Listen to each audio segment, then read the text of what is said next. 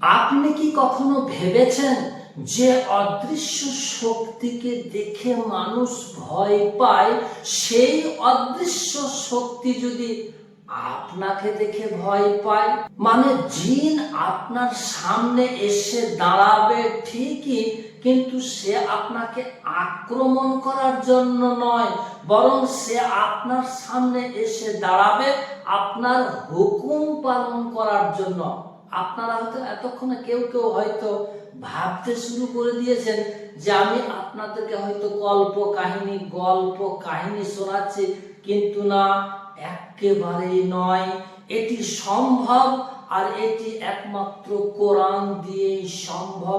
কোরআনের এমন কিছু আমল রয়েছে যা আপনি করতে শুরু করে দিলে জিন আপনার সামনে এসে ভয়ে থরথর করে কাঁপবে, আপনার সামনে এসে নতজানু হয়ে যাবে। আর সেই আমলটি আজ আপনাদেরকে এই ভিডিওটির মধ্য দিয়ে আমি শিখিয়ে দেব ইনশাআল্লাহ। আমরা মানুষেরা জিনেদেরকে দেখে ভয় পাই। কেউ হয়তো ভয়ঙ্কর স্বপ্ন দেখে, বা কারোর বাড়িতে হয়তো রাত্রিবেলায় দুমদাম আওয়াজ হয়।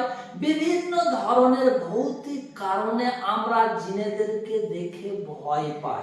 আর এই ভয়টা আমরা পাই জিনেদের কি শক্তি রয়েছে সেই শক্তিটাকে না জানার কারণে। যদি আমরা জেনে নিই যে জিনেদের কি শক্তি রয়েছে, আর সেটা জেনে তার অ্যান্টিভাইরাস মোতাবেক যদি বিপরীত কোরআনের কিছু আমল করতে শুরু করে দিই, তখন জিন আপনাকে দেখে কিন্তু সত্যি ভয়ে থরথর করে কাঁপতে শুরু করে দেবে। এমনকি আপনি যেটাই বলবেন সেটাই সে শুনতে বাধ্য হয়ে যাবে। কারণ মানুষ হচ্ছে সৃষ্টির সেরা জীব, আশরাফুল মাখলুক। মানুষই পারে এই ধরনের কাণ্ড কারখানা ঘটাতে। চলুন আপনাদেরকে মূল আমলটি শিখিয়ে দিচ্ছি। আমলটি আপনাদেরকে 4টি ধাপে আমি শেখাবো। তবে দয়া করে এই ভিডিওটির একটিও কথা আপনারা যেন মিস করবেন না। অমনোযোগী হয়ে ভিডিওটি আপনি দেখবেন না।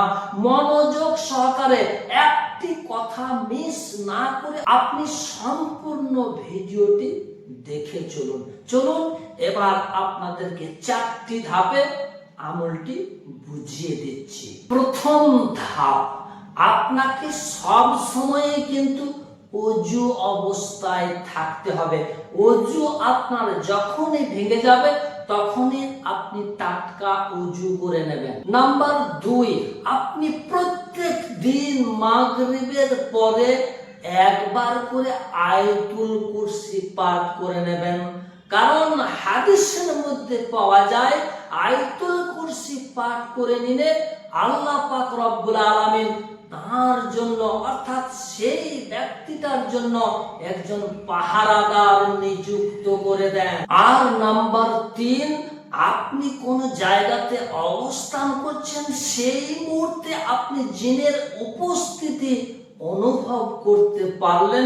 সেই মুহূর্তে আপনি কিছু না জানলে তড়িঘড়ি সূরা মুমিনুনের শেষের 4টি আয়াত এবং আজান আপনি উচ্চস্বরে জোরে জোরে পাঠ করতে আরম্ভ করে দিন। এটি পাঠ করতে আরম্ভ করে দিলে এটি আগুনের গোলার মতো কাজ করবে। নাম্বার 4, এবার আসি মূল আমলটার দিকে, যে আমলটি করলে জিন আপনাকে দেখে ভয়ে থরথর করে কাঁপবে এবং আপনি যাই বলবেন সেটাই শুনতে বাধ্য হয়ে যাবে। তবে এই ধরনের আমল আপনি ইউটিউব খুঁজলেও কিন্তু পাবেন না। তবে হ্যাঁ, আমি এই ভিডিওটি আপলোড করে দেওয়ার পর দেখবেন অন্যান্যরা এই ভিডিওটিকে দেখে নকল করেছে, কিন্তু এর আগে আপনি এই ধরনের ভিডিও কিন্তু পাবেন না। চলুন এবার আপনাদেরকে মূল আমলটি আমি শিখিয়ে দিচ্ছি। চতুর্থ ধাপে যে আমলটির কথা আপনাদেরকে আমি বলবো, এই আমলটি একদমই সহজ একটা আমল এবং কঠিন একটা আমল। আপনি পারলে এই আমলটি একদমই পানির মতো সহজ। আর আপনি যদি ভয় করেন তাহলে আপনার দ্বারা এই আমলটি হবে না। আমলটি কি এবার শিখে নিন, শুনে নিন, বুঝে নিন, ভালোভাবে মনোযোগ সহকারে বোঝার চেষ্টা করবেন। এশার নামাজের পরে দরুদে ইব্রাহিম আপনি বিজোড় সংখ্যায় কয়েকবার পাঠ করে নিন। আপনি একবারও পাঠ করতে পারেন, 3 বারও পারেন, 5 বারও পারেন, 7 বারও পারেন। আপনার ইচ্ছা মতো বিজোড় সংখ্যায় কয়েকবার দরুদে ইব্রাহিম পাঠ করে নিয়ে 100 বার আয়াতুল কুরসি পাঠ করুন। যখন আপনার 100 বার আয়াতুল কুরসি পাঠ করা হয়ে যাবে, তারপর আপনি ইয়া হাইয়ু ইয়া কাইয়ুম এই নাম দুইটি 1000 বার আপনি বসে বসে পাঠ করুন। যখন আপনার 1000 বার ইয়া হাইয়ু ইয়া কাইয়ুম এই ইসম দুইটি পাঠ করা হয়ে যাবে, শেষে আবারও আপনি বিজোড় সংখ্যায় দরুদ শরীফ পাঠ করে নেবেন। এইভাবে একটা চিল্লা আপনি অতিবাহিত করুন।